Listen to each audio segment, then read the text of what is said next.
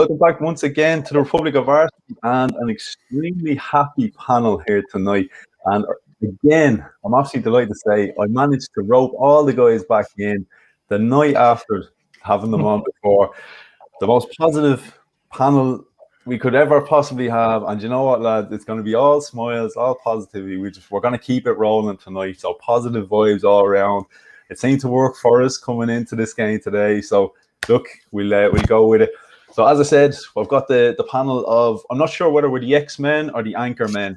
We're still waiting, waiting on the decision. We can go with X-Men tonight. We went with Anchor Men last night. We'll definitely stick with X-Men this evening.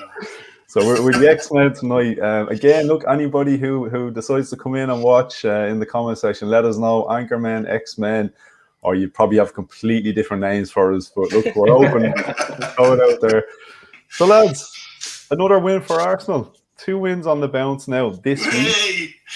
I'm telling you, lad, this was a good week. It's a good week to be a Gooner, and it's not often we're saying that now, to be fair. A 1-0 win, a 3-1 win against Leicester. And look, follow up from the Benfica game. 3 goals against Benfica, 3 goals against Leicester. I'm happy. I am very, very happy this week. Just before we jump into it, though, I just would like to address something. And it's going to be probably the most serious note I kind of touch on in the whole evening. I just want to get it out of the way from the beginning. And I want to keep this as positive as possible, this whole podcast. I know we will have bits and pieces, that we do have to be serious at the same time. But just a little thing I just have picked up on. And I just felt like, should probably just say it. As Arsenal fans, okay, at the best of times, they put us through all sorts. There's a lot of highs being an Arsenal fan. There's an awful lot of lows. Like, I think we'd all agree there's a lot of lows being an Arsenal fan. There's something that I notice when something goes wrong, with the club, we get a bad result.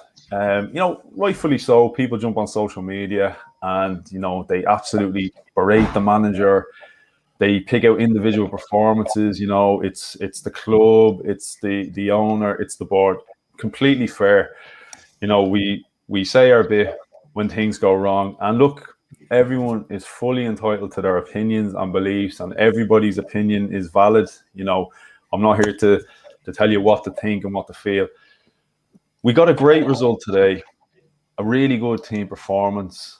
I think the manager got it spot on, aside from the first couple of minutes, of course. There was a few really good individual performances. But I also noticed there was a lot of positivity online. And you've probably guessed I'm fairly big for the positivity. I definitely think we need a bit more of it. What I noticed from some sections online, I seen a few people were happy with today's performance. And again, rightfully so, because I definitely think it's a performance that deserves, positive feedback. And again, we will dissect the performance and we will touch on what could be better and improved. But as a whole, I definitely think we've reason to be happy. And I definitely think for individual players, Willian, for example, Pepe, for example, I've seen a lot of good feedback, which, to be fair, is great to see, because it's not often we get that. But I've seen some sections, come out and say, Willian had a great game and, it looked great. And I've seen other sections come in then and almost attack and say, it's only been one game. Don't get overexcited. It's only one win. Don't get overexcited. We're still 10th in the table and that. And look, it's all completely valid. I'm not happy with where we are in the table. I'm not happy with Willian's 20-odd performances leading up to today. But on that note, I just think, we're rightfully so. You can criticize when it's not good. But I think there's absolutely no problem getting excited about a good performance, irrespective of how a player's form has been. If he plays well and we're willing to criticize performances, we have to put our hands up and say, fair play, you are good today. Whether he has disappointed up to this point, I think, look, 100%, you couldn't fault him today. He was great. I just don't like, people saying, don't get excited, don't be happy, because I think a big part of being a fan, it's not just about, sitting there and pointing out what could have been better and what went wrong. Like, if something goes right, you have to get excited about it. Otherwise, what's the point? Why are we even doing this? There has to be enjoyment. So basically, my roundabout way is saying, look, don't be ashamed of celebrating a win and a good performance and, bigging up the players. There's absolutely nothing wrong with it. And look, we have to be able to enjoy the good as well as get on with the bad. So look, that's my little bit out of the way. Just wanted to say that, and that's it now. Look, positive. So now we'll move on. We'll get into the game now. So as I said, look, it's a good week to be a Gooner. We got by Benfica this week, and now we've picked up. I'd say it's fair to say that was an unexpected result. I think a lot of us were probably happy enough with a draw.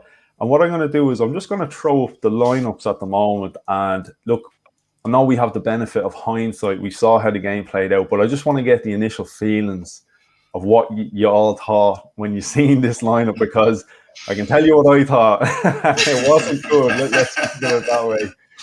So I'm just gonna throw this up on screen now. So what I'll do is I'll make it bigger there. So what I'll do is I'll just go around each individual. Matt, I'll start with yourself. What were you thinking when you saw that lineup there? I've got to admit, I was surprised to see Willian start. Even more surprised to see Pepe start on the right. Given that he was starting, I expected him to start on the left-hand side. I did expect to see Lacazette start today, to be honest with you, with rotation and everything. But I've got to say, middle of the park, I was very disappointed to see El Neni start. I wanted Partey to get in there right from the off. And I wasn't confident going into this game against Leicester having an El Neni and Xhaka partnership. Yeah. But I was pleased to see Cedric start ahead of Bellerin. I thought that might work out better today. And again, with Luiz, it's like we said before we started the game today, you just don't know which one's going to turn up. Is he going to be the commanding centre-back, who doesn't put a foot wrong and goes and gets a goal like he did, or is he going to be the one that gets sent off and causes issues? So there were a few concerns in there, I think. But yeah, like you say, it all worked out for the best in the end. And who am I to know? Clearly, because my prediction before the game, I think yesterday, I flip-flopped a bit, if I'm being honest. Yesterday, it was a 2-1 Leicester win. And then I think, last night, I think it was a 1-1 draw I predicted in the end. I was feeling a little bit more positive this morning. So yeah, definitely went against the grain for me, but I'm pleased. That's it. Yeah, no, look, I think we were all surprised. Do you know what, Souls? I know you're chomping at the bit, but you know what? I know you're about to bring the heat, so I'm gonna leave you to last. I'm gonna let you simmer there just for a little bit, and I'm gonna move on to Dawesy because I know you're gonna give us something special. So Dawesy, when you saw that, what were your initial thoughts?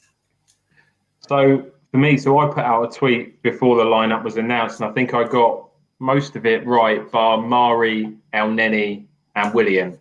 For me personally, I don't like rotating centre backs. I think you need to try and build it's not a position where you really need to be rested. They don't cover a great amount of distance, in all fairness. So I was a bit, and unless someone's picked up a knock, like Matt was just saying, who do we know who's picked up knocks, who's feeling a bit tired, who's got a bit of fatigue or whatever. So I was a bit surprised to see Mari come in. I did expect it to be Luiz and Gabriel at the back. I was quite surprised to see Partey not start. I thought, given the fact he's made a couple of appearances, building up some minutes, I thought we might start with Partey and pull him off earlier, maybe after 60 minutes or something. I thought we'd give him a run.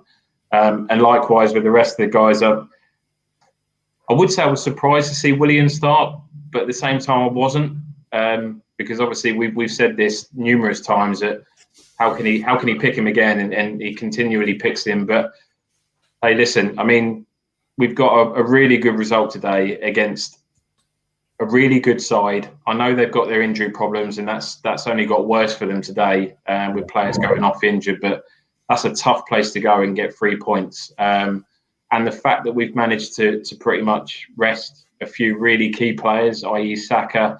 I know Oba came on for maybe 10 minutes towards the end, but we've managed to rest some really important players ahead of what is going to be a busy couple of weeks with some really big games. So I was a little bit surprised with the lineup, but hey, it's paid off. I expected Pepe to start. I expected Lacazette to start. I thought both of them were absolutely brilliant. Pepe looked up for it from the off. And I was pleased with not just him going forward because he looked dangerous. I mean, that left back that started, I think it was Thomas, all day he was getting sent off if they didn't drag him off at half time. He was definitely going to get sent off because he had him every single time. I thought Lacazette played really well. Xhaka, I thought, was superb in the second half, especially. I thought he was absolutely brilliant. It was a couple of surprises in the lineup, but I didn't voice anything online, or I kept it to myself, and and it paid off. So really pleased with the result and the performance. But yeah, a couple of shocks in there for me. Mari especially, I expected Gabriel to start. I just don't think that's a position you really want to be rotating too much if you can avoid it. You want two centre backs to really build up a solid relationship and an understanding. You're not going to do that by swapping them around all the time. So. Mari was the shock for me. Yeah, definitely. The position you sort of want a bit of stability and a bond and a partnership and an understanding to form. And like that, like you said, you didn't say too much about the lineup. I found out the hard way myself a couple of times. It's best just to say nothing. I did say, look, I expected rotation, and we got it. And I did say that I understand and I can get behind, why these players came in. And I sort of left it at that. I was being a bit vague. I wasn't saying they're going to get as a result, we're going to get smashed. I just said, I understand. So Farhan, what were you thinking? Absolutely. I'll just echo what the boys said. I did expect a lot of rotation. I gave this a starting 11 at 8 out of 10. Because I knew the likes of Pepe were going to start. I think I told you boys I had a very good feeling that Willian was going to start. Where was the question? Whether Smith Rowe or Odegaard started, one of them was going to start. I was surprised to see Xhaka start with the number of minutes that he's played. If he's taken Aubameyang and Saka out, I expected him to take out Xhaka as well, seeing as he does sit in the heart of midfield alongside Partey. I expected Partey to sit with El Neni, if I'm being honest. And in terms of putting Suarez on the right-hand side, I think that was an excellent decision to make with the kind of form that Bellerin's been in. Suarez was absolutely perfect this game. He really did show why he should be considered as the number one right back.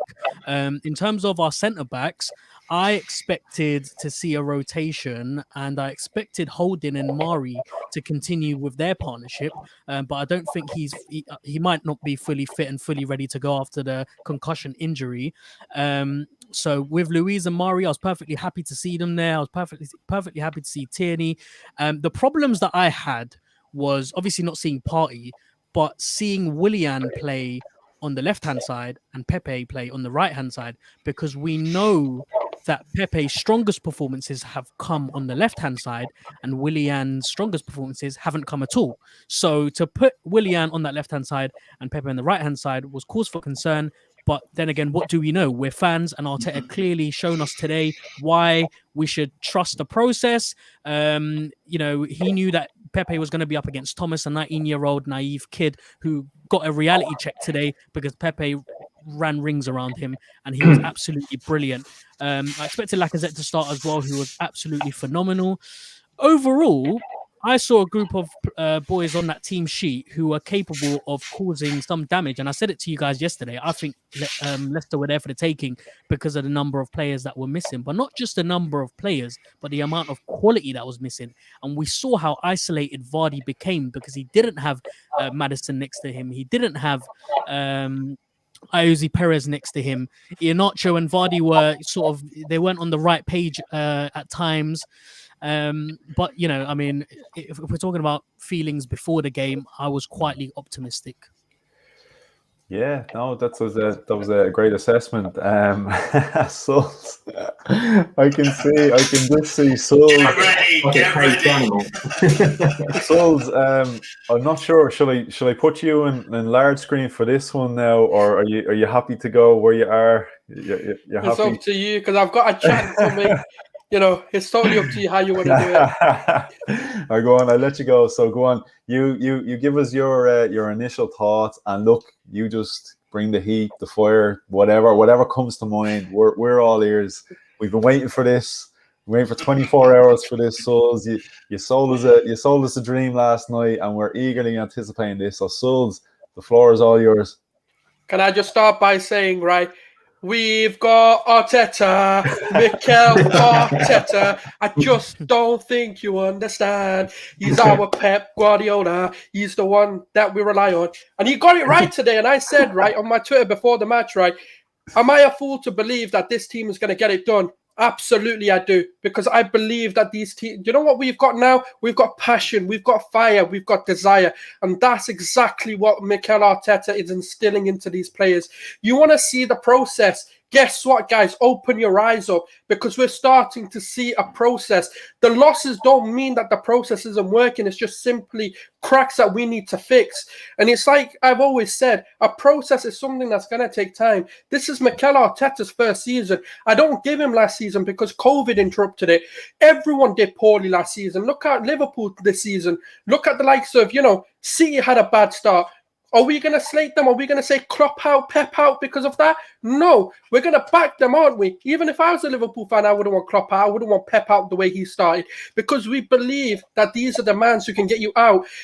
Arteta, and I'm going to say it again, name me one assistant manager of Pep Guardiola that's gone into management and failed, because I'm yet to find one. And I've seen the career of Pep Guardiola. The man can make managers. The man can make players. Sane, Sterling, they've all credited Mikel Arteta. Give the man some credit, because he deserves it. Everyone in that fan base, right, has now shut up because the haters can't say anything. He rotated the 11. This was our second team taking on Leicester City, who are joint second with Manchester United, and we made them look like mugs. I'm not going to have this that, Leicester didn't turn up. No. Why is it when Arsenal beat a team, the team decides not to turn up, but the minute anyone else beats them, oh yeah, they were phenomenal, look at who we beat. That's hypocrisy at its highest.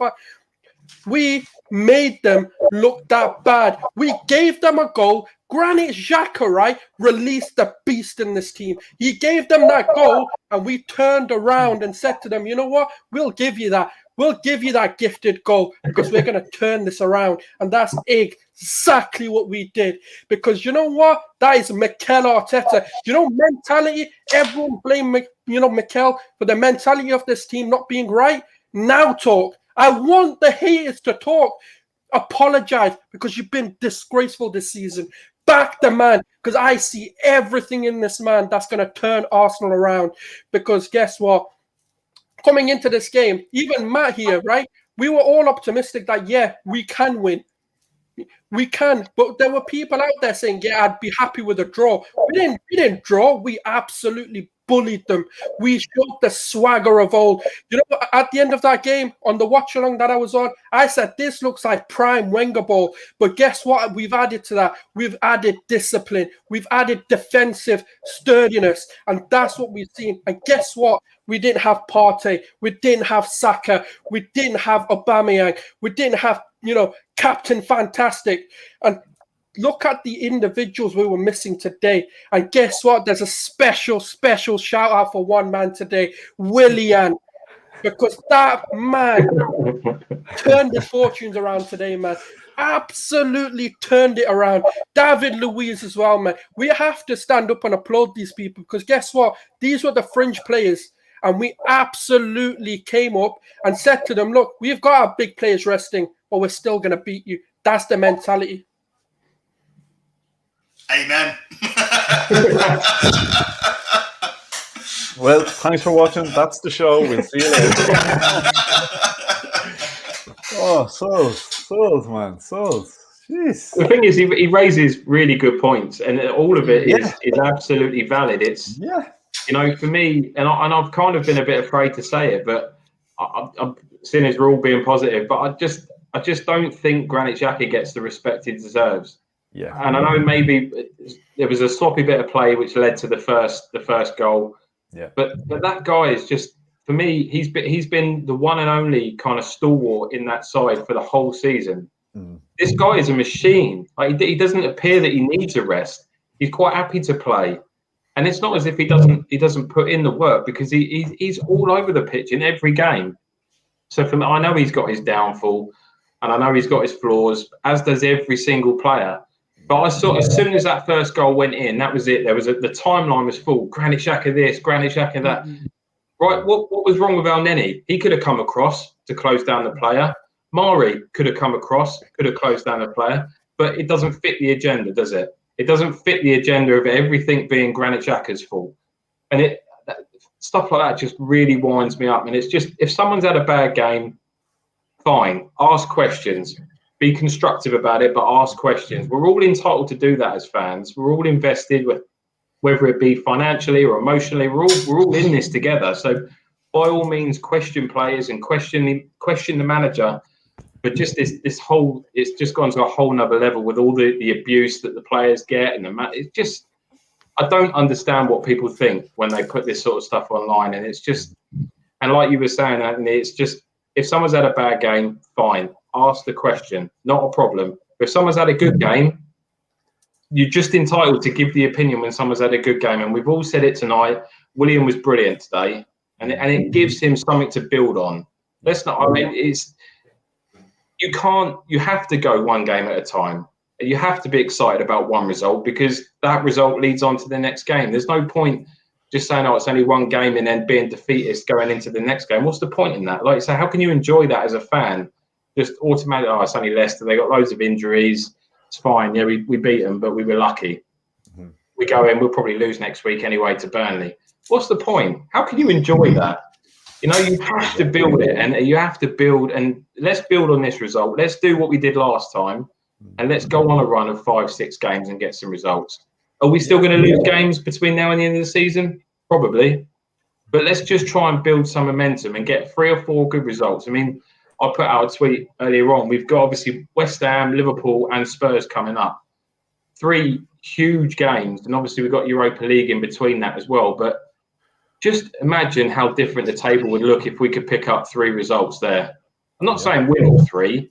But if someone offered me 7 points now out of those 3 games, I'd bite your hand off, and I guarantee you that league table will look completely different come the end of those 3 games. So, yeah, fully agree with everything Sol said. Let's enjoy it. Let's enjoy the result, and we move on and we go on to the next game with some positivity. That's all we can ask as fans, is go from one win and look to go build it into the next game. I don't understand what fans want, because we win, they complain. They lose, they complain. Yeah. Like, what do you want? I don't understand anymore. To be popular online. Do you know what, though? People put stuff like that on there for bait and for clicks and all of that sort of stuff. That's the only reason why people put it on there. And it's people, more often than not, of a certain age group. It's quite a young fan base that maybe hasn't been around maybe a bit earlier on.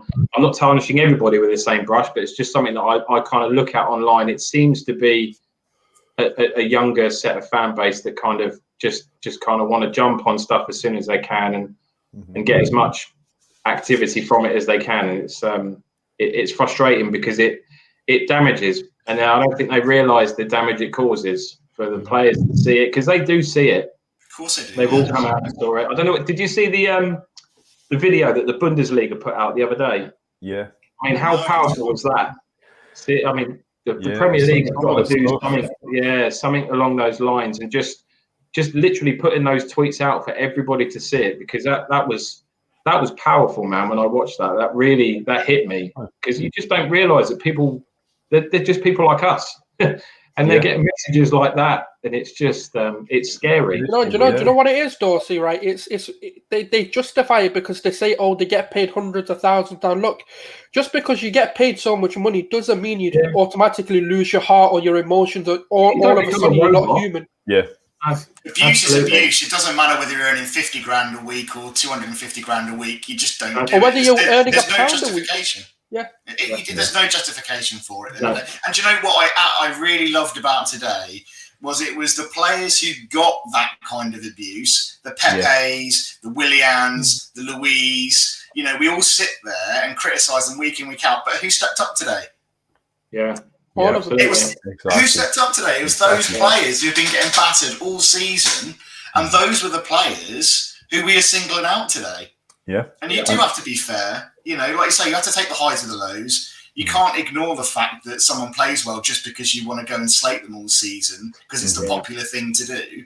Yeah. You know, have a bit of perspective, be fair about it. You know, Willian was fantastic today, so he gets credit. Yeah. Simple as that.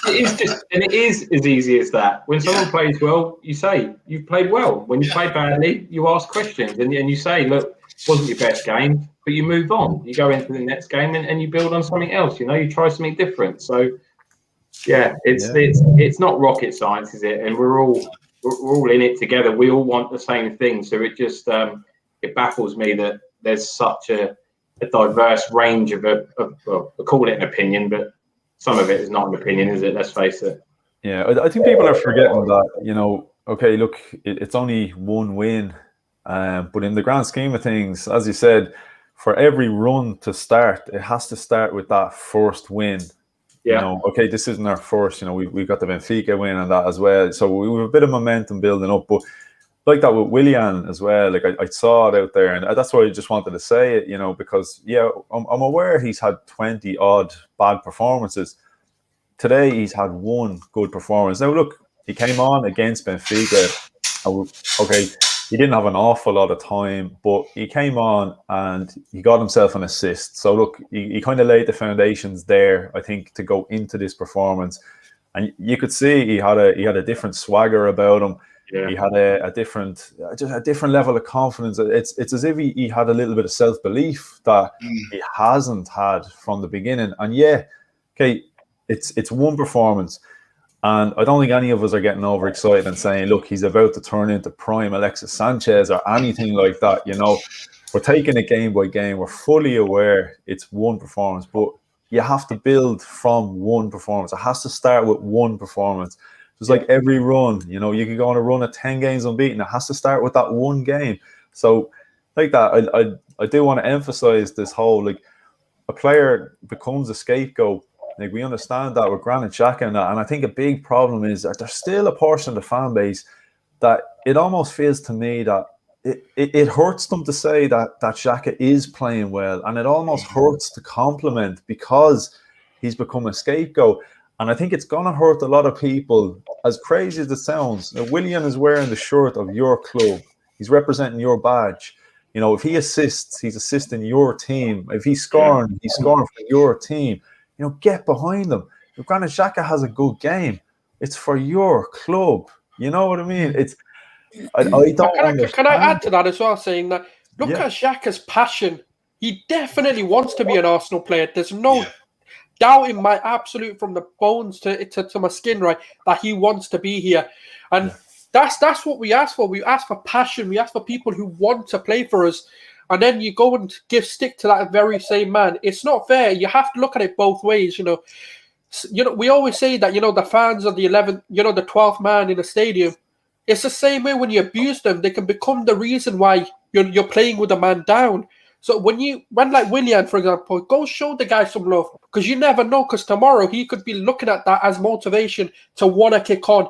Show the guy some love. And Jacques, the team in general, show them love. I always say put the positive energy out there and the positive results will come back. And that's what you've got to do. And that's the way the world works. Positivity breeds positivity, doesn't it? And you're right. Absolutely. And you build from one game. Look at the Invincibles. That started from one game. That didn't just happen. You start from one game, you go to game two. But on Xhaka, and this is a question for you guys because I'm interested to know your opinion, but is there a better leader in that squad than Granit Xhaka? Because when you think about a leader, what I look for in a leader is I look for someone that's going to be there for 35 out of 38 games. Someone that's going to be there week in, week out, fit, not injured, someone that's going to be there and he doesn't hide from anything. Me and Anthony spoke about it on Richard's show last week. He doesn't hide from anything. And I can guarantee you that any other player that went through what he did, and we were all pretty disgusted with his actions when it came to throwing his shirt on the pitch. And I guess in hindsight, he would probably take that back. But when you look at the reasoning behind it, the messages he was getting, his family were getting, his children were getting, I mean, what would make you want to play for that club? Where's a desire to want to put on a performance for those people that are sending death threats to your family? You know, it's just ridiculous. So I'm not for 1 second justifying what he did, because he should have been able to just contain that just for 30 seconds, get down the tunnel, then let it out. And that's fine because no one sees it. But when I look at a leader, I genuinely don't see, and I'm not saying he should get the armband back, not for 1 second, but he is the best leader that we've got, in the sense that he's going to be there week in, week out. He doesn't hide away. He'll come out and front up. If we play badly, he'll be the first one in front of the camera to say, today wasn't good enough. Yeah, we need to do better. So I'm just interested to get your thoughts on because we do lack leaders, quite obviously within the squad. But for me, he just stands out head and shoulders above the rest in the sense that from a leadership perspective. So yeah, just interested to see what you guys think. For me, Paul, it's funny. Sorry, mate. Go on. Yeah, go on. No, I was just going to say, for me, really, there's two players in the squad, leadership-wise, and I think experience would probably tip it in Xhaka's favour. Just sheer amount of experience he's got. You've got Xhaka and Tierney, for me, are the two people that stand out as leaders in that squad. You could argue Louise, but again, with the amount of mistakes, etc., I probably wouldn't put him in that position, and age, etc., with where he is in his career. But Xhaka, in terms of pure, grabbing a game by the scruff of the neck, not being shy, getting about it, determination, wanting to get out in front of the cameras and not hiding away when things have gone wrong. He is a leader. He is someone that you could imagine in a changing room, really, getting a hold of players and going, this isn't good enough, or, really getting into players. I can't see that with someone, and I know there's different styles of leadership, but I can't see that with Aubameyang. Aubameyang, he does tend to hide away. When things are going badly, you never see him in front of a camera. When things are going right, he's suddenly happy to be talking to the public again. I think the captaincy will probably stick with Aubameyang until such time that Tierney's ready to take it over. You can't take it off him, but it's... But I agree with him. He has got great leadership skills, and I think that's what's kept him in the team for such a long time, and why he's been trusted by so many managers. He's the only one that doesn't get rested. He's there week in, week out. So there must be a reason. He must show something behind the scenes that maybe we don't see. And it's for me, he carries a lot of that onto the pitch. So I know he's had his problems, and I know he's made his mistakes. But like we've said, if someone's had a good game or someone's playing well, let's give them the credit they deserve, because this season, for 80% of it, he's been absolutely brilliant. Yeah. Paul, you make a really good question, and one that is actually, it resonates to the podcast that I was recording just before I jumped in with you guys. And I was talking about Granit Xhaka, and I was making the comparison, and I kind of cringed myself out a little bit when I was making this comparison about his performance today and what it reminded me of. And it reminded me of a Patrick Vieira-esque performance, in that he was so bullish and he was so aggressive in trying to see the game through to the end. That last 25 minutes, if you look at the game and if you look at the way that we were trying to control it, it was all done in the center of midfield. It was Granit Xhaka making the tackles. It was Granit Xhaka making sure that he was in front of the ball. It was Granit Xhaka making sure that he was getting the ball and he was feeding it forward. And if you're going to talk about criticism and people who have criticized Granit Xhaka, I will be right at the forefront of that list, because I've been Granit Xhaka's biggest critic in the last few years. And I think this season, more than any other season, he has excelled at a level that I didn't think was possible. Granit Xhaka this season is a completely different player. I don't know whether it's largely down to Arteta's influence, or whether he's got the right partner in Partey, or whether it's down to him. But what I've seen is a player who has matured and who is now at a level where you can put him in any Premier League club and see him deliver performances week in, week out. There is a disconnect with Granit Xhaka, in that the episode that he had at the Emirates, where he threw his shirt and his captaincy armband, that can never be erased from his history, and that can never be erased from the fans' history. There will always be a grey area and a disconnect with Granit Xhaka, and that's something that he will regret and we will regret forever. However, having said that, putting that in the back of our minds, anyone who represents the Arsenal shirt, anyone who's there representing the club, whether it be a staff member in the coaching staff or any player, at the end of the day, us fans have a responsibility, a moral responsibility to support them in every single minute that they play. And hats off to Granit Xhaka, because I think in the second half he had an unbelievable 45 minutes of football. Yeah, definitely. And he's embraced all of his mistakes. And you can tell that he's really tried to learn from them, because it's, like I say, any other player, come that January transfer window, they would have been out that door as quick as they could and to find a new club and start again. But he didn't want to. Arteta came in, he convinced him that he was a big part of his plans. He convinced him that he could win the fans back. And for me, I mean, he's absolutely won me back. I've got the expectation that every now and again he's going to do something silly. And that's fine. You know, we're going to have players like that. It doesn't matter whether it's Granit Xhaka or David Luiz or whoever else you want to pick out. But I just think, I watch him and you can see he's just there. He just wants to do the job to the best of his ability. And he's the determination that he shows. And how many clever free kicks does he win at the end of games when we're trying to see something out? He gets his body in between, he goes over, and they're generous. But he's clever about it. He wins those free kicks that waste 30 seconds, waste a minute. So, yeah, at the moment, he's for me, he's in that hat of being undroppable with Saka and all of those other guys, Partey as well. I just can't see him not being in the side at the minute. Yeah. And adding to that, just wanted to say, you know, criticism works both ways.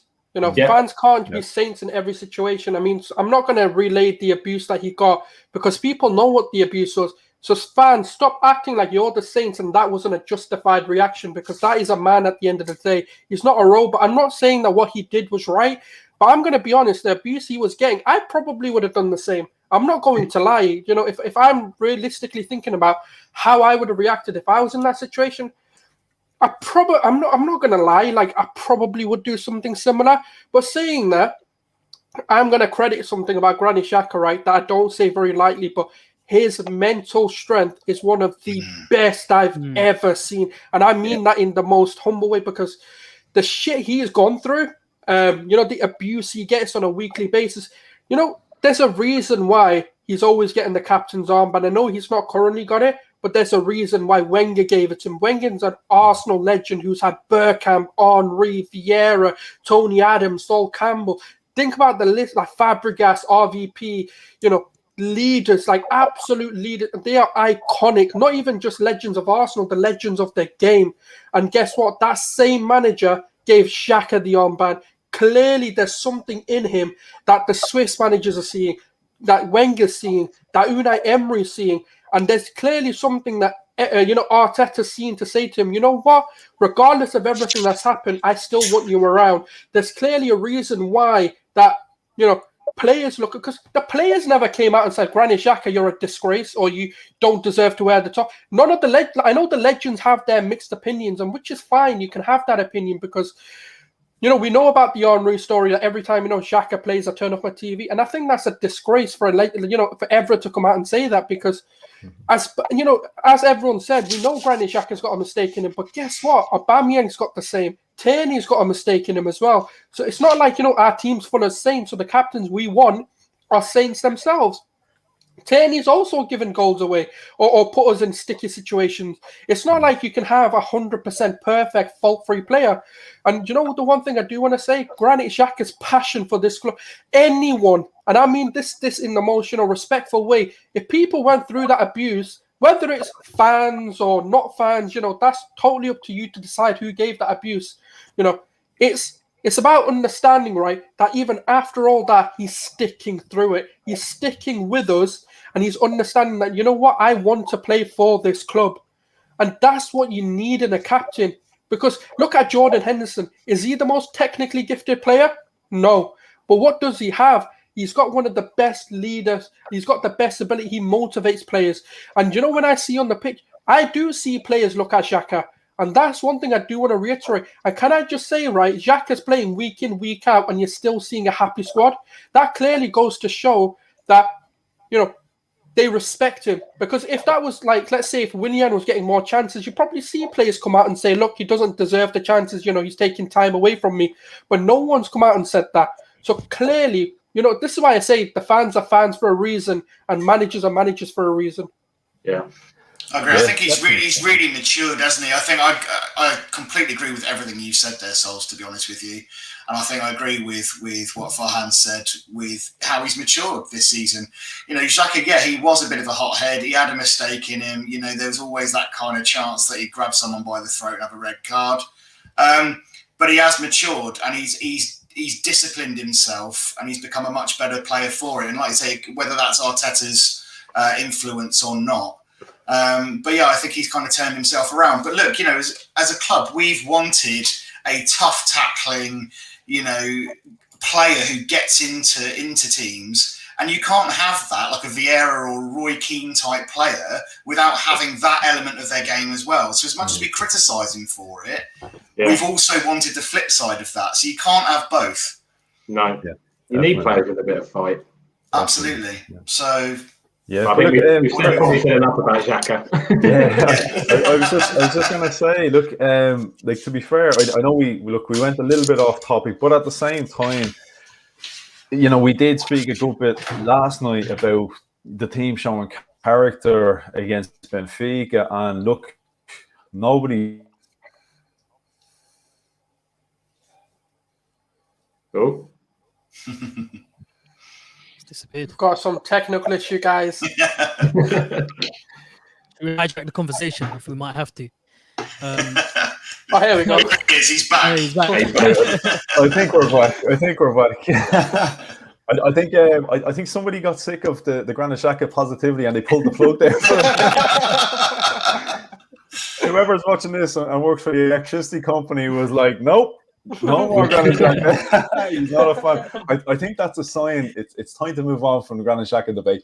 But yeah, what I was going to say is, look, it kind of goes back to what we were talking about in terms of character and that, you know, the team showing character, coming back from adversity.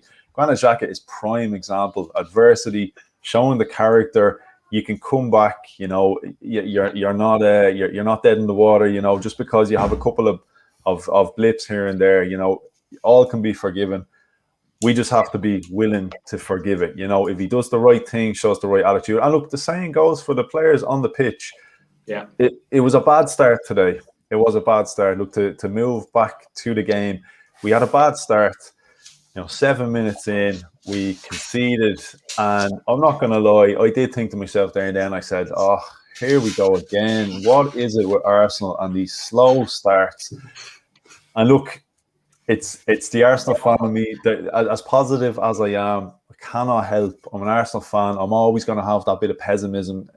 But look, character. We spoke about it yesterday.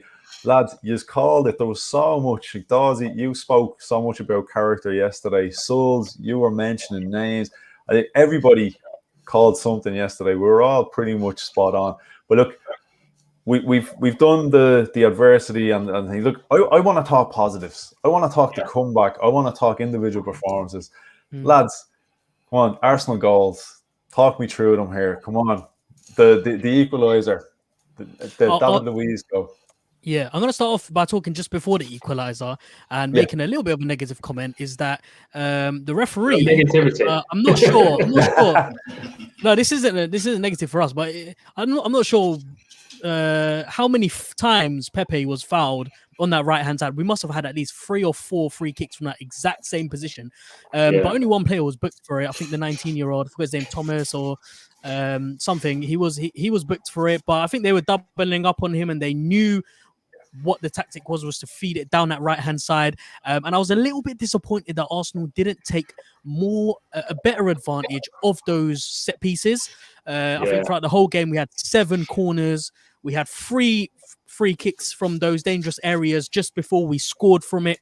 And I guess if there's any sort of criticism in terms of the performance, you have to look at not being decisive enough through the set pieces. But having said that, I think Leicester were overconfident at the fact that we weren't taking advantage of those previous 3 corners, and they were sitting off a little bit, zonal marking and not concentrating on who was where and where the ball was being delivered and who was potentially being able to run. And it was a fantastic run. I mean, Luis read it to the T. He knew exactly where the ball was coming. He knew exactly where he wanted to be. He got there. It was a great header and ended up in the back of the net.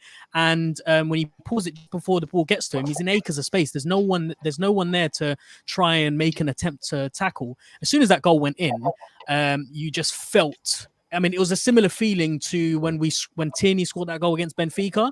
You just felt that, this wasn't an Arsenal side that was going to be bullied, because often it's when we're talking about the Arsenal side that lost to Villa when we conceded that goal in the early minute, or against City when we were absolutely dominated.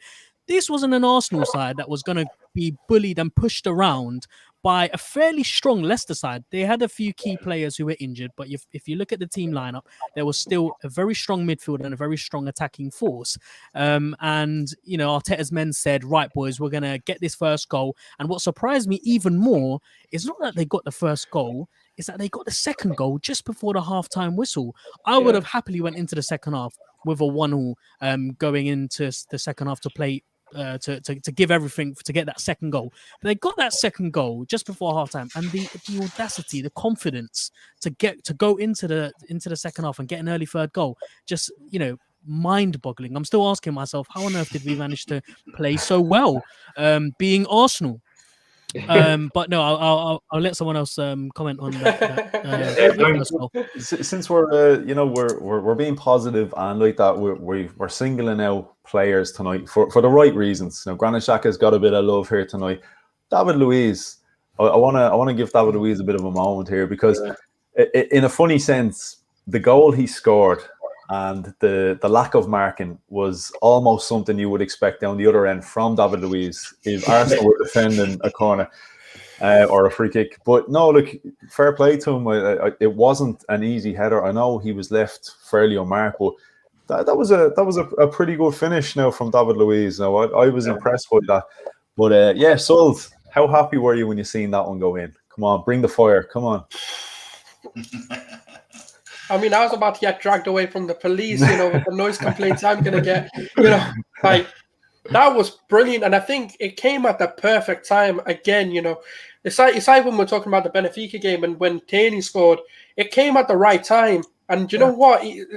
This is why I say, our mentality is changing and it's going to take time, but we're starting to see it. Even in the losses, we're seeing these mentality changes, because Willian had some poor deliveries. You have to say, like Albert was saying, we had 15 fouls today. I think they had 3 or something, and delivery after delivery. I was like, oh my god! And we made this joke, right, that the set piece coach must be on furlough or something, because we don't seem to be doing anything right here. And credit to Willian, because that was, we expect that from a Xhaka, from a Saka, that kind of ball that that just goes in. To the perfect place. It cut right through into open space.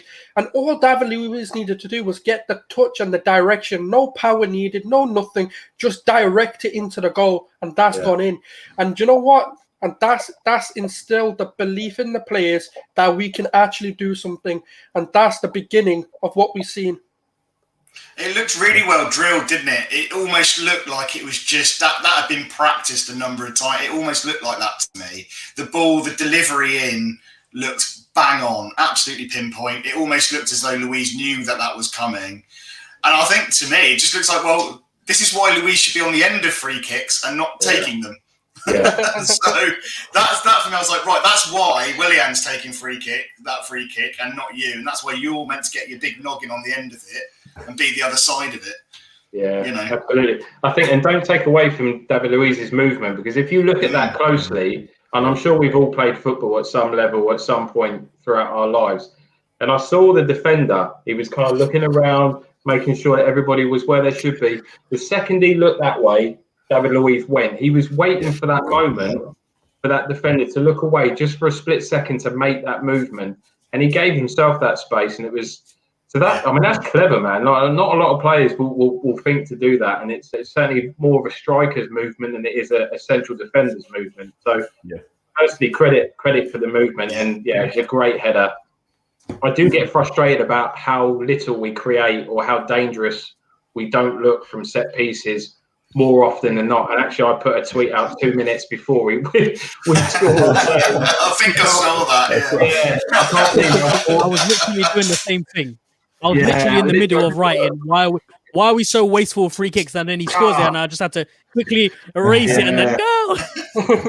I thought I'll try and delete it, but I really had some comments, so I just thought I'll embrace it. But I'm happy to be proved wrong. But yeah, I mean, more often than not, we don't look overly dangerous from set pieces, which surprises me really, because you've got, I mean, David Luiz is good in the air. Like he's scored plenty of goals like that in the past for Chelsea. So yeah, great goal, great movement. Good ball. We just need to do that on a more consistent basis and try and create a bit more danger in the opposite box. But really pleased with the first goal. Great goal. Dawesy, you'll be delighted to know I have your tweet and I'm going to put it up on screen here for everyone to know. No, I wouldn't do that. I'm happy to get. If it means we score, mate, I'm happy to be wrong. Happy to be wrong. You know what? I'm the very same. I say it all the time. It's almost like I'm putting out a tweet thinking that the players are going to specifically look at it and go, you know what? I'm going to prove him wrong. It's like I'm trying to get into their heads here. You know, it's like, prove me wrong. Come on, prove me wrong. Come on, guys, do it a bit more than if you can. Yeah. Look, this is going well. Look, we've praised Xhaka, we've praised Willian, we've praised David Luiz. Now I'm saving special praise for this one. VAR gave us a decision. Come on, round of applause for VAR. Come on. We love VAR now. We absolutely love it. Don't go away. I had my car keys in my hand, ready to drive to Leicester had he not given that penalty, because I was off. You know what? If he had not, I mean, the first one.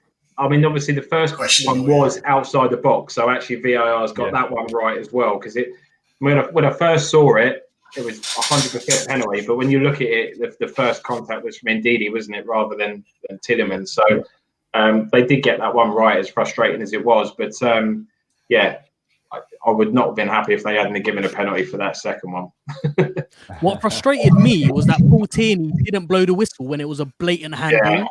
The guy's hand was as wide as high as it could ever be, and I'm literally just scratching my head, thinking, right, what's going on? I was losing my head a little bit, and then it went to the United one. Did you see the United? Yeah. I saw the United one. Yeah. How's that not penalty? I don't know. I think the referees are having a real difficult week. Yeah, crazy. Yeah. Especially when Smith Rowe, you know, his I think his one was that his arms were a little bit lower and he was up in the air jumping as well.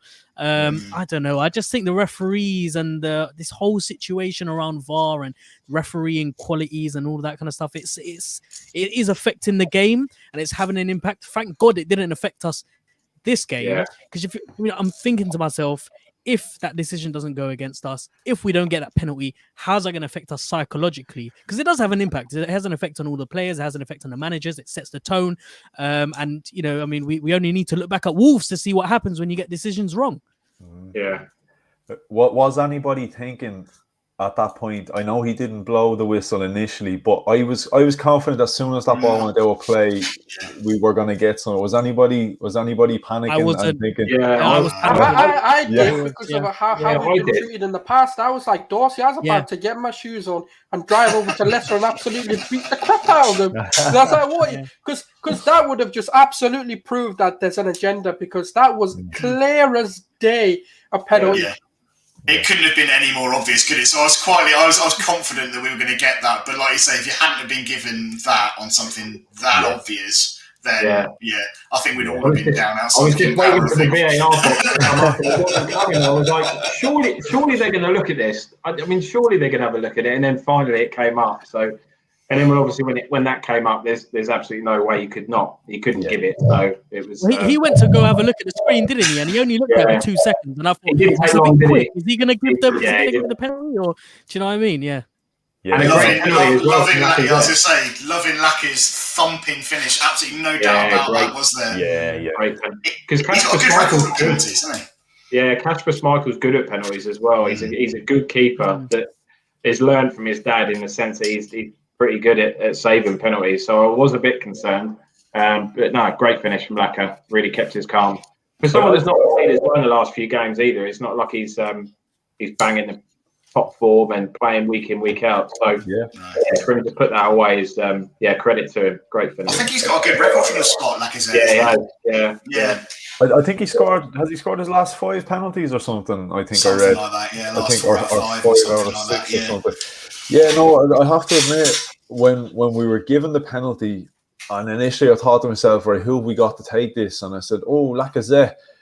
And I'll be honest, I fancied Lacazette to score, and I was thinking, happy days, 2-1 Arsenal, right on the stroke of half time. And look, what a contrast that was, given how the game started. And I'm always critical of Arsenal. We scored at half time. We scored before half time for the first time in a very long time, and not conceded at the brink of half time. Well, you know what, Souls, that's what I was about to say. Like, I'm always critical of Arsenal, and I say, like, the 4 most important parts of a game for me is where Arsenal let themselves down, and it's within the first 5 minutes of the game, 5 minutes before the half ends, 5 minutes after the restart, and 5 minutes before the end. And that seems to be the points that we're just not with it. I don't know why. Like, for me, they're the points where you have to be the most switched on, and for some reason they're the points where Arsenal go, yeah, we'll have our breather here. I just don't understand. But look, it is nice to see, like, this is 2 games in a row. We've seen the character. We've come from behind, and we've ground out the result. And, like, again, look, we've talked about the process, and, like, we've all said we can see and identify what Arteta is trying to do. I'm starting to see, eventually, if it keeps going the way it's going, and Arteta keeps doing the things he's doing, my feeling is, obviously, look, the major issue is an overall squad quality issue, because I think a lot of the negatives we see, it doesn't look tactical. And Souls, I know you said a lot of this the last day, and Dawesy as well, about individual errors. Now, obviously, look, when the quality of the squad gets better, you'd like to think the individual errors will become less frequent. So I think, again, this is Arteta's not getting the credit for, achieving what he has achieved. I know people will probably say he's achieved 10th place at the moment, but again, when you take into the context, and again, Arteta likes this fine margins, when you do see a lot of the times we do drop points, outside of maybe that Aston Villa game, like, we're not getting absolutely dominated. It can be fine margins, as he says. There might be a goal or so in it, and it could be the difference of a moment of switching off. So I am quietly confident, if he gets the right backing, and I'm not going to make this a whole Arteta managerial debate, but I'm seeing enough to convince me more and more that the little tweaks and things that are going wrong, it's more individual, and maybe like we already touched on, the players just aren't of the required quality, and I think we can all accept that. They're just not. If he can get the players he really wants, this could be a whole different Arsenal team altogether. So yeah, I'm seeing a lot of positives. And look, I think people are going to run out of excuses, as to why he's not the man for the job, because I was impressed with how Arsenal have been this season defensively. We've had 1 or 2 blips. Again, individual errors, but as a whole, defensively, I think we've been pretty good. I've seen a lot of people trying to take away from that, saying, okay, we might be defensively better, but we've given up our attack. You look at the last 2 games. He's got 6 goals from his last 2 games now. Like, Matt, I'll go to you on this one. Like, are you starting to see now we're starting to find that balance? We've got our defence down. Now the attack is starting to click as well. Yeah, I think so. I think, to be honest, there's an interesting kind of little stat that I read about today's game as well, with Cedric stepping in for Bellerin. And interestingly, Cedric found Pepe, and they found each other 31 times in this game. Only 7 passes were found between Pepe and Bellerin against City. Wow. So that's a big, big difference. And I think when you start rotating players, you start finding out who the best combinations between, fullbacks and wingers are. And there's been a lot of that. I think Arteta's had to play around a bit, but he's going to start to see things like that and think, okay, actually, that works. That works better. We're going to get the best out of Pepe on the right-hand side if we're playing with Cedric, because they link up a lot better. Yeah. But I just thought that was a really interesting, quite stark contrast. Given that Bellerin likes to get forward, I would have thought that would have been a lot better between Bellerin and Pepe. But Cedric, 31 times they found each other today. against 7 between Bellerin and Pepe against City. Well, that's a huge difference now. I've seen a couple of stats from Pepe this season, and like that, it's been something similar where, like, yeah, we've been critical of Pepe, but he seems to, he's not getting the service, and he's not that type of player that's going to come back to get the ball. You know, he needs the ball played to him. But yeah, no, again, another individual performance. I was impressed by Cedric. What are we thinking? Is potentially he going to take that right back spot? Dawesy? He should have already had it, in my opinion. Yeah, I like Bellerin. There's a lot to like about Bellerin, and it's not. And I'm trying to take my football hat because it's not necessarily. He has looked at different players since his injury, since he's come back. He's really struggled, and he looks. Listen, he looks weak. He doesn't look overly strong. I remember seeing a couple of pictures of him a couple of years ago, and he looked quite beefy. He looked big. He looked strong. And I think he changed to the vegan diet or whatever it was. He changed to, and then he's had the injury, and he just hasn't seemed to have come back the same player. You see spells of it, but he seems to have lost his pace, which was such a big attribute of what he brought to the side. I mean, don't get me wrong, he's still quick, but he's just not as quick as he was before. So, and I think with Cedric, I mean, I played fullback myself, and it's just with Cedric, you just get exactly what you want. You get someone that can defend, you get someone that can get forward, and you get someone, he's got an engine on him because he can get up and down for 90 minutes. So for me, as much as I'm not, if we get a decent enough offer, listen, Bellerin's been with the club long enough. Maybe it's a good time for everybody to maybe start afresh. I would never say a bad word against him. The guy's given us enough of his time to warrant enough respect from me. So if he does decide to move on, then I wish him nothing but the very, very best. So, and listen, there's a reason why it's PSG and Barcelona. They're not little clubs that are after him. So there's obviously a reason why bigger clubs want him. Yeah. Maybe he just needs a bit of a fresh start just to reignite his career a little bit. So, but for the time being, yeah, I think Cedric has done enough to warrant keeping hold of that shirt for now. Until you have a bad game, for me, if you play well, you keep the shirt, and you keep that shirt until you've had a bad game or someone does something drastic in training to change the manager's mind. So, yeah, I'd like to see Cedric stay in for a bit and just and see how he gets on. But he was brilliant today, and him and Pepe have definitely got some kind of understanding, haven't they? Obviously, that was before I even read Matt's heard Matt's stats. So you can see he seems to like a fullback that overlaps, and Bellerin doesn't really do much of that at the moment because he doesn't seem to be able to get back. So do you know the reason that is, Dawesy? Because when you've got a fullback that overlaps, it gives the questions. It asks the questions of the defenders, and the reason is a winger will always be better. And this is why I always say, like, you know, when you look at the likes of Barcelona and PSG, they probably regret buying him because the one thing that their wingers love doing is cutting in or cutting out. And the way you can determine that is if your fullback or someone within that sort of winging side that you're playing on, in this case the right hand side, offers you that decoy run. Is what I always call it. It's always a decoy because you're never going to pass it to him, but you want them to make that run so that the player's got the ability to basically magnetize a player towards them, and then that winger has the ability to cut in or cut out.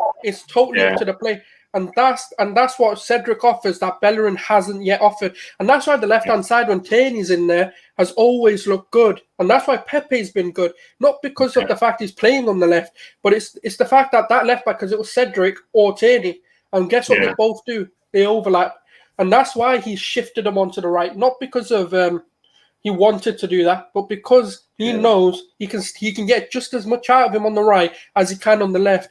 That it's just that full-back system that he wants to get right. And I think as well, Bellerin has always frustrated me with his delivery. His delivery is just something that he doesn't ever seem to have worked on it, because his crossing is shocking. When you look at, you've got someone like Tierney on the other side, and the variety of different crosses that kid can put in, low and hard, high. You know, you can put any kind of cross in, and it's on the money more often than not. But yeah, Bellerin often looks quite uncomfortable on the ball, and his delivery is less to be desired sometimes. It's showing him up a bit. I think Tierney coming in has really shown Bellerin's deficiencies up. And like I said, I think with the losing his pace was something that almost took your focus away from some of his deficiencies. But now he's lost that, his deficiencies suddenly become so much more in focus to you. And then when you got coupled with the Tierney on the other side, it just makes it just you just see it so much more. Yeah, I was probably a little bit harsh when I said this a little while ago, but it was just in terms of Bellerin, he's getting a lot of criticism, and it's been there for a long time at this stage. It's not just something that's come along this season. And I know people were kind of saying, yeah, look, he's changed the diet, he's vegan now, he's had a few bad injuries, he's lost the pace and that. I was sort of saying, and look, I could be completely wrong here, but when he broke into the team, first of all, he was quite young. Yeah. And, we always get hyped with young players coming into the team, and we always look for the positives, and we tend to overlook the negatives because we say, well, he's young, he's learning, and that. And we make all the excuses in the world. Like, look, if Balogun starts for us in the next game and, he puts the ball wide 5 times, but he scores 1 goal, we're going to focus on the goal he scores and not the lack of finishing ability, just as an example. And I don't know whether just with Bellerin, maybe just his first couple of seasons, maybe he wasn't as good as we'd hyped him. We just chose to sort of overlook his deficiencies. And maybe now that he's a bit more established and we're expecting more of him, maybe he just hasn't quite kicked on and developed, and we're saying it's down to the injuries. And it could very well be the injuries, the diet, whatever, the focus off the pitch, all the things we said. But I just think sometimes we have to give guys enough time that we actually figure out what they are, because like that's the danger. That's the danger when a young kid comes into the team and we completely overlook all the negatives. All we do is hype, positive, which is great. It's great to hype and positive, but sometimes I think we just overdo it and set the bar too high expectation wise. But we're going to move away a little bit from Bellerin. Farhan, I want to bring you into this one here. And look, Pepe gets us the 3rd goal, kills the game off. Another good performance for Pepe. And this, again, something I'm always saying, it's like with Pepe, for me, it seems to be takes 2 steps forward and then he gets knocked back 3 steps, meaning he'll put in a good shift.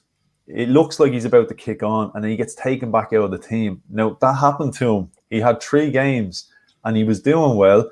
He came back out of the side again and he's back in the team again today. And my man of the match today. But obviously, we've got Bukayo Saka, who's been our player of the season, to come back in on that right-hand side.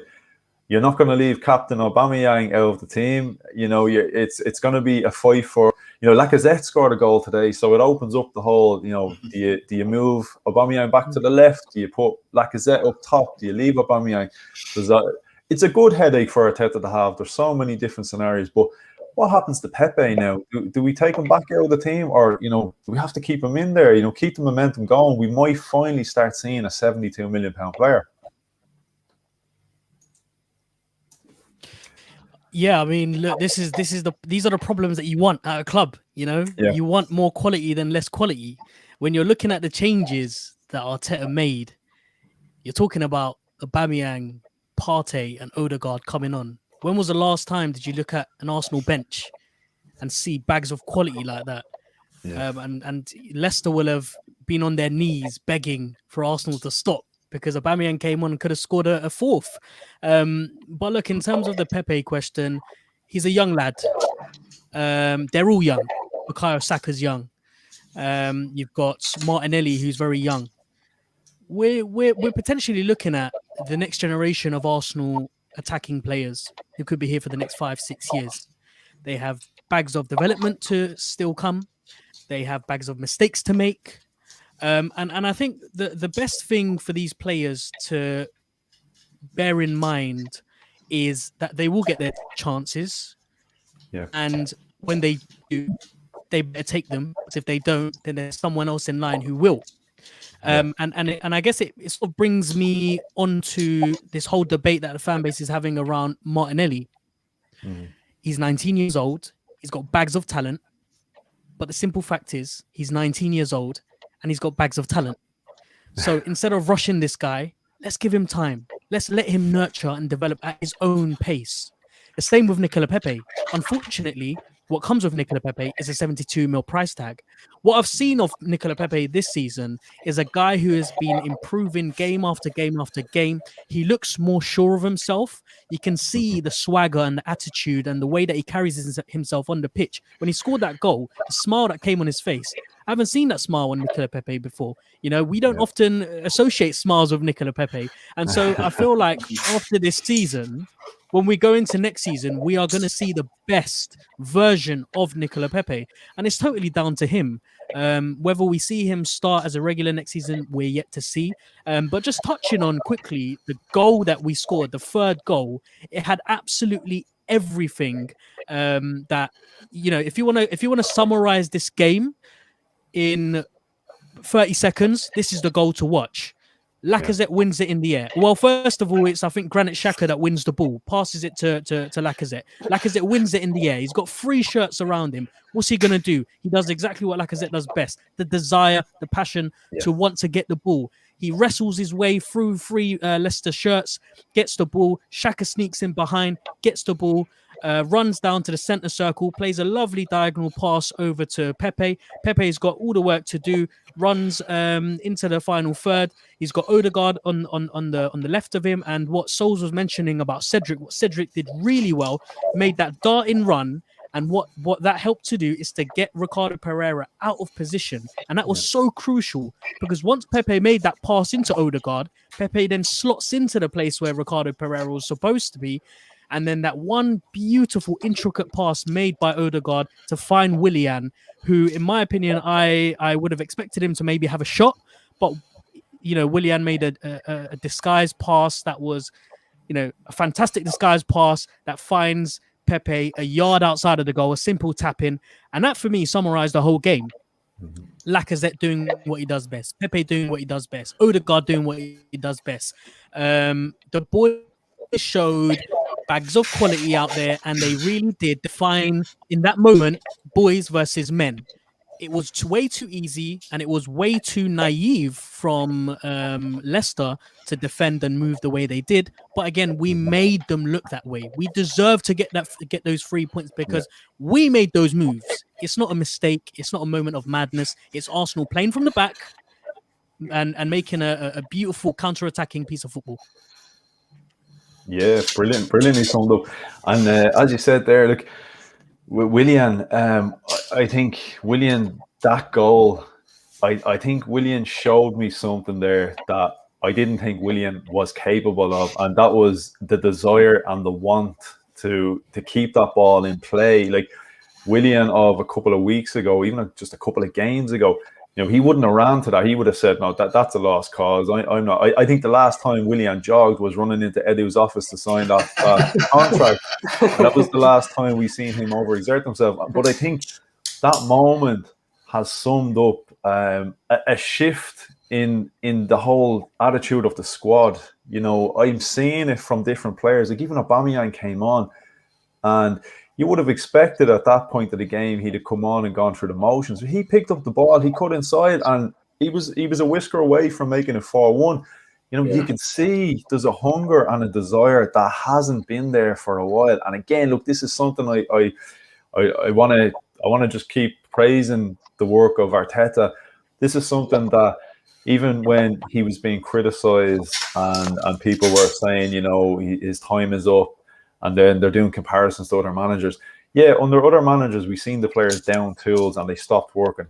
I never felt for a moment that the players have stopped working for Arteta. Can I just add something? Sorry, Anthony. I know I'm stealing your limelight. Yeah. Sorry, mate. I just want to add to it. I think this is quite important. I think it's really, really important that I mention this. If you ever want to make an argument to an Arteta critic, someone who doesn't want to believe in Arteta and someone who points the finger at you and says, why do you believe in this guy so much? Take them to the 86th minute of that game where the players are playing a high line and are pressing and are trying so hard to win a ball back despite being 3-1 up. That does not resonate for me when I talk about an Arsenal side. When I talk about an Arsenal side, I talk about complacency. I talk about lapsing concentration. I talk about when they're 3-1 up, they relax. They tend to sit off, get off the third gear, and allow the opposition to pile the pressure on us. I didn't feel even leading to the extra 7 minutes that were added on at the end of the game, end of the 90 minutes, that Leicester were going to do or were trying to do anything because they had run out of ideas. And so if ever you want to point an argument to a skeptic, to Arteta skeptic, point them to the 86th minute, because that will show you everything you need to know about Arteta and about what he expects from these boys. Can I also add to that, just quickly? When's the last time the fan base had an argument about who the man of the match is? That sums everything up about today, because you can give it to Willian, you can give it to Lacazette, you can give it to Pepe, you can give it to Odegaard, you can make arguments for David Luiz, you can give arguments for Cedric. You know, that entire team, right? You could give that man of the match, and I don't think any one of us would sit there and be like, oh, I don't think that was the man of the match, because every one of them stepped up to this. Yeah. And when's the last time you could say that? Can I just say, one of my favourite moments of today was seeing Willian actually drive forwards with the ball, run, like you say, hadn't seen that for a while, and put a Leicester player on his backside.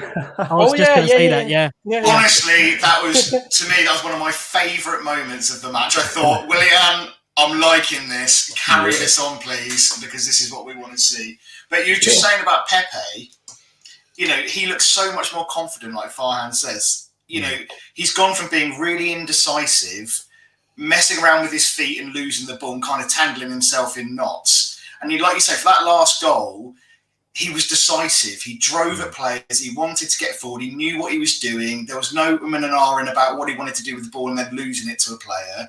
He just looks a different player now. Yeah. He looks different. Can I say, right, like, you know what he reminds me of today? Is when, you know, when Ronaldo first came to United, he was this like flary player who loved to take on just bags of skill. And, you know, when Fergie came out and said to him, look, you need to calm that down. You need to know when to use it. And you know what? That's the reminiscence. Every time I see Pepe and I've seen his development this season, you know, that's what I see. I see how Fergie took Ronaldo to who he is. I'm not going to say, you know, Pepe is going to become one of the GOATs of the game or anything, but I'm starting to see that sort of process of how, you know, and why Arteta gets the credit at City that he got, you know, with Sane, with Sterling. I'm starting to see that with Pepe. It's like his project, like his pet project in a sense. And today kind of just everything came together. That's how I felt today. This is a big step up as well from France. Don't make no bones about that. This is a completely whole nother level for a player. And sometimes players just take a little bit longer than others to really fully adjust to the league and get used to it. And obviously there was some bits that, obviously there was some things that Arteta wanted from Pepe that maybe he wasn't giving us, the tracking back, the defensive-minded side of his game. And he seems to have really made a real effort to try and put that as part of his game. So, yeah, I like everyone else has said, he was brilliant today. And he's got an interesting headache for the upcoming games, but at least he's got confidence now that he can rotate. He can leave Odegaard out and not worry about who he brings in. He can give Saka a rest if he's absolutely needed, and he can bring Pepe in. So it's only a good thing. And Martinelli will be back in the side before we know it. Yeah, definitely. Well, like you said, look, it's a great headache to have when you're saying, you know, I potentially have 2 or 3 players for a certain position. And, you know, Arteta said it after the game. He said the senior players stepped up. And his words were, they're the ones that drive the boat. It's the young players that are supposed to add to it. Now, today this was the first game, and I know we didn't have a lot of them on the pitch, but this is the first game I can remember where we haven't had to turn to a young player to bail us out. You know, okay, I know Pepe is a young player, but not one of the kids, one of the youth players. You know, he's an established first-team player.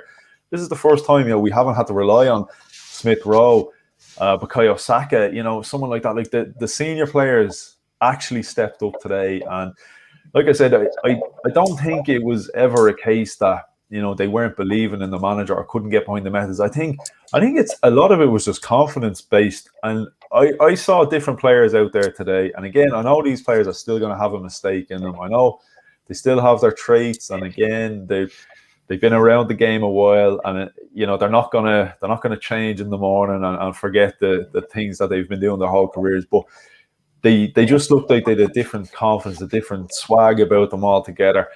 And look, just before we start wrapping it up, I have to put it out there. Did anybody notice? Was Jamie Vardy playing today? Did Jamie Vardy play? Jamie who? Was he playing? Was he? You know the guy who always has a party against us. Yeah. I mean, he was crying for a penalty, wasn't he? When he clearly dived, the cheating rat. Yeah, he got what he deserved. Yeah, he chatted shit and he got banged today. That's all I'm gonna say. Even Tierney was me ended up getting a yellow card. I'm going to refrain from abusing a player that scored 11 times out of 30 in games against us. But it was nice. It made a nice change, keeping him quiet and not having to worry too much about it. That's why I'm happy to take the opportunity. Make the most of it. Yeah, because I must admit I was worried when I saw Mari, because although he reads the game quite well and he's good with the ball at his feet, he's not quick at all. He's got no pace whatsoever. I don't know. He had that. They had a bit of a coming together, didn't they? But that was just strong defending. But I mean, if he'd have left that even 1 or 2 seconds later, Vardy was gone. So good piece of defending. It was nice to keep Vardy quiet and put him in his place. It was a bit defending that as well. Really, it was brilliant defending. Yeah. I was concerned if he'd have left it 1 or 2 seconds later, he was getting very close to the box, and he would have then been behind the player, and then we're possibly looking at a red card again, and you don't know what's going to stem from that. So, but great defending, and didn't see much of him today, did we? Which was nice. Great, and there's a stat there. I think it's only the second time he hasn't scored against us, which is it's nice. We'll take it, and like I said, look. I'm all about embracing the good things that happen to us, and that was definitely a good thing that happened today. No goals out of Jamie Vardy, kept him quiet. Look, Arteta seems to be finding the blueprint. He seems to be, finding a way to nullify these teams. And again, look, it is going to take time. It takes time. You have to have the right players on the pitch and the right caliber, and you can have the right ideas, the right tactics. You have to have the players that are able to implement the ideas and the tactics. And I'm encouraged. Look, man of the match for everybody. Matt, I'll go with you first. Who's your man of the match today? It's a toss. It's the age-old today. It's going to be a toss-up between Pepe and Willian. But just the overall performance, I'm going to have to give it to Pepe because he was a menace all day long. Willian very, very close behind for me, but Pepe gets that. Yeah, lovely. What about you, Souls?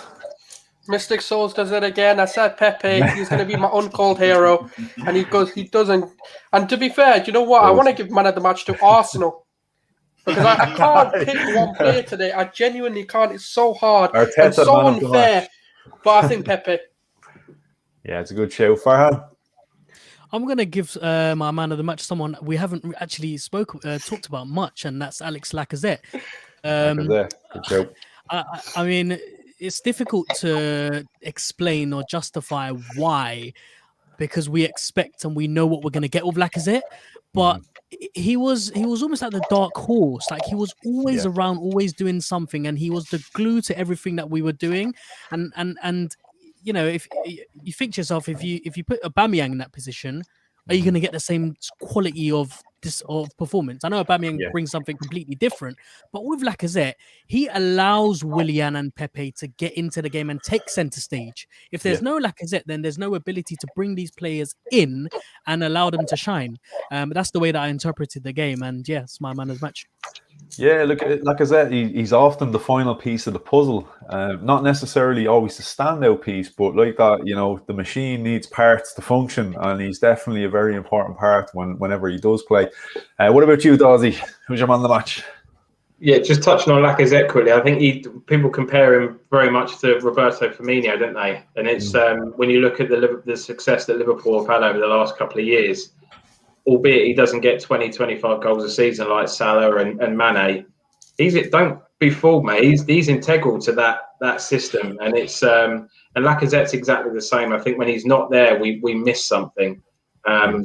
But my man of the match was Pepe. I like what everybody else has said from the first minute.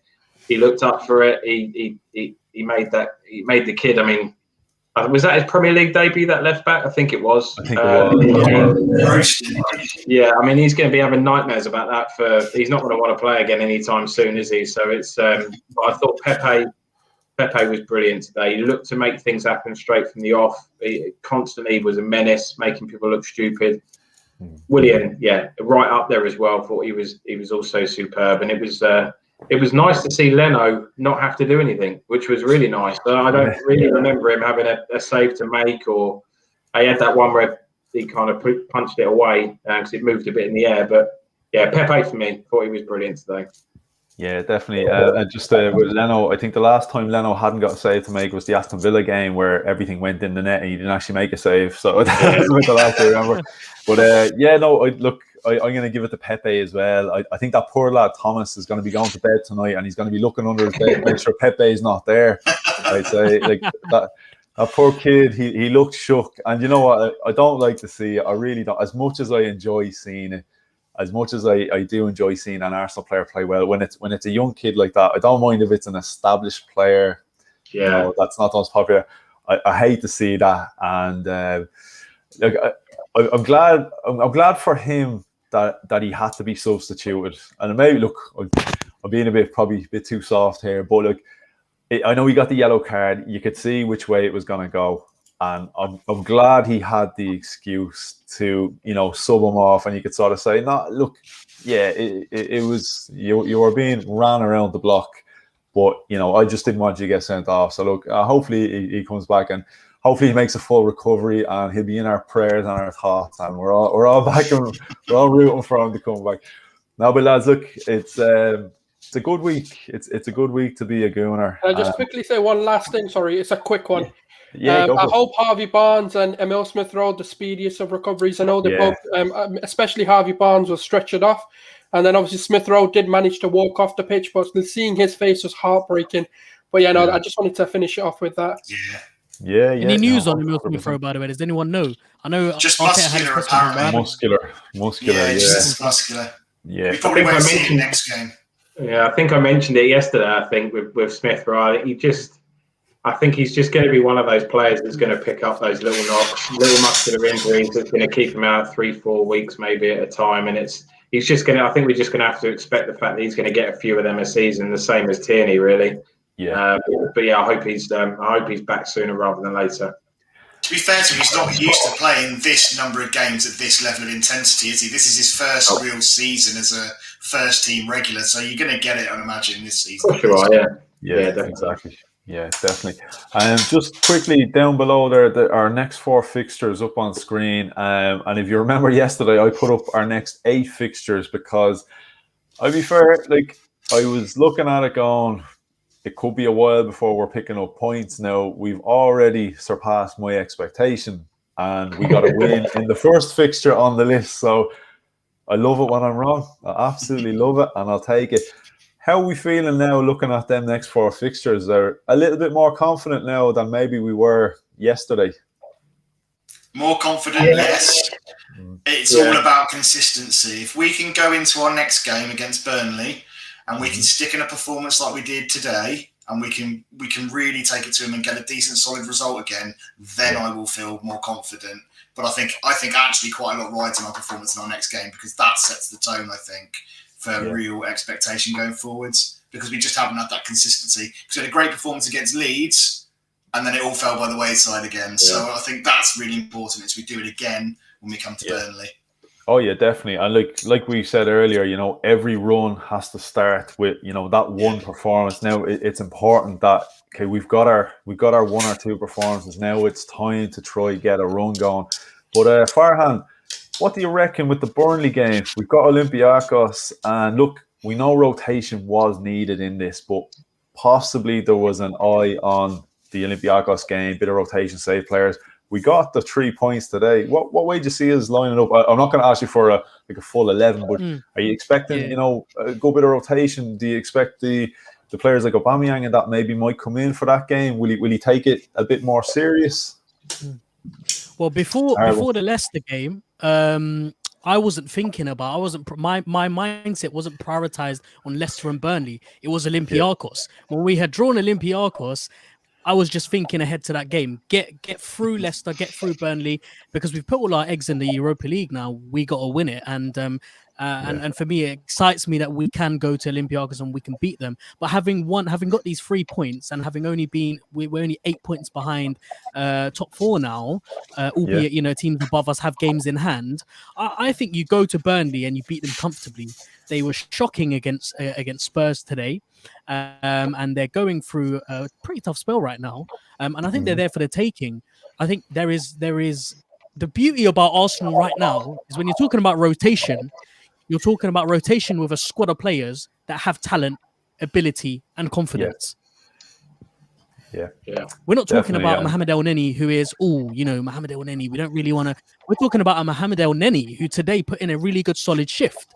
So you could pretty much put the same group of boys out there against Burnley, and I reckon they'd be able to get a good result. But I think now, after having played Leicester, I'm looking forward to the North London derby more than any other game. I really want to go and get 3 points, and I really want to go and sit above them. And to push that boat a little bit more out there, I want to push on for top 4. And the season's not over. We've got how many games? 12 games. It's as wide as it has ever been. The story isn't over yet. I don't even think Man City have won the Premier League yet. You just never know what's going to happen. And so it really does come down to the last game of the season. And so go to Spurs, and I'll be preparing for that. Yeah, I'm not going to get too carried away with the top 4 right now. I'm going to just worry about trying to consolidate a place in the top half of the table. But it's for me, actually, I wouldn't be disappointed to see the same 11 start against Burnley. Actually, because when you look at that team, you've got some players there that haven't played a lot of football recently. Mari, Cedric, Laka's not played a lot recently. So actually, obviously, depending on how Smith Rowe is, you might have to make a change there. But I'd actually be quite happy to maybe give the opportunity to give Saka another rest if we can. Maybe give Ober another rest if we can. Possibly don't start Partey unless you absolutely have to. Give him another week's training. Yeah, easy. To really get fired up for those 3 games, the 2 against Olympiacos and the Spurs game. If you can bring Saka in, if you can bring Partey in, if you can bring Ober in for those 3 games in probably 9 days or whatever they're going to be. I think we can have a real go at getting some good results there. So actually, I wouldn't be too disheartened seeing a similar 11 start next week against Burnley, because as Farhan was just saying, Burnley, they're not a great side, and they're in a bit of a poor run of form at the moment. So if we turn up like we did today, I think we'd have enough to beat Burnley next week and still be able to rest a couple of players. So yeah, that's it. Yeah, well, let's just hope we show up against Burnley this time, because I remember when we played them last time, I was saying a lot of these things. We should have this now, but I feel like we're a different Arsenal approaching this game, and I think that'll definitely stand to us. And I think, look, there's definitely need for rotation. You've seen Smith Rowe picked up an injury there today, and I think that'll further, sway Arteta in the way of, maybe I need to protect these players for the end of the season. But I think, getting a result there today, I think is going to give him a newfound confidence in the players that he's using to rotate. And I think for us as well, I know I'm a hell of a lot more confident now with the likes of, Willian, and that can turn up again and keep doing what he's doing, Pepe and that, So, I'd be happy enough with rotation. But look, we have to, as much as we're being positive, and I'm enjoying the positive vibes, we have to just take it game by game, step by step, We're building brick by brick, so let's just take it slow, enjoy it when we get it, enjoy it, embrace the positives, but keep that running, because I definitely enjoy the happier, smiley podcasts. They're a bit better for the hairline and the heart, definitely. Yeah, don't we all?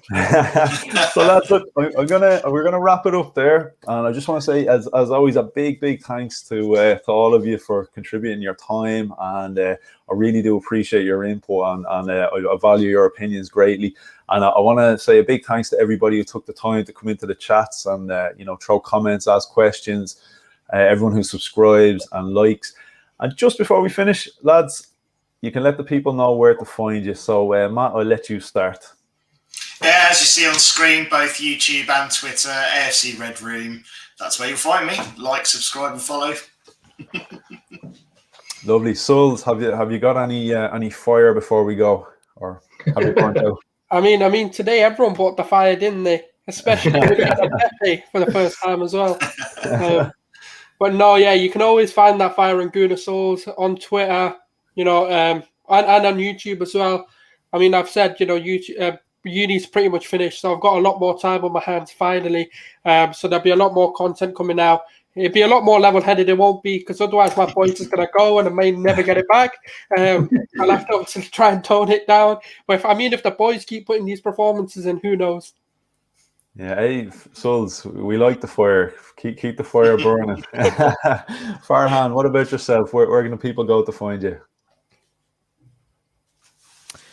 So you can find me on Twitter and Instagram at GunnerSince96. I'm also on YouTube, GunnerSince96. And if you want to listen to full match analysis, I release a podcast after every single game. That's the Arsenal Therapy podcast, and that'll be out tomorrow at 8 a.m. So you can check that out on Apple Podcasts and Spotify and everywhere else. Lovely. And hey, look, if Arsenal keep up this run of results, you might have to rename the Arsenal Therapy. We might not need it if this keeps And Dawesy, you have a channel in the works for us, have you? Come on, have you? It's all set up and ready to go. It's named and everything. I just haven't uploaded anything, so I need to get round to doing a kind of an introductory video. So that will come. The more of these shows that I do, the more I enjoy them, and the closer I get to going by myself. So it's definitely will be. But for the time being, just drop me a follow on Twitter. You can see my handle up there at Dawesy2801. Come and say hello. Come and have a chat. And YouTube will be coming at some point. Yeah, happy days. Yeah, we'll get there. Don't worry. So yeah, lads, look, thanks very much, everybody watching. Thanks an awful lot. And like I said, look, do check out the guys. You can see their Twitter handles there. Please do subscribe to their channels. They've great content. And look, I don't need to tell you that. You've listened to the guys. You can hear for yourself. Just great insight. Top lads. And it's absolute pleasure as always to have you on, lads. So look, until next time, come on, you Gunners. Cheers, guys. See you later. Cheers, guys.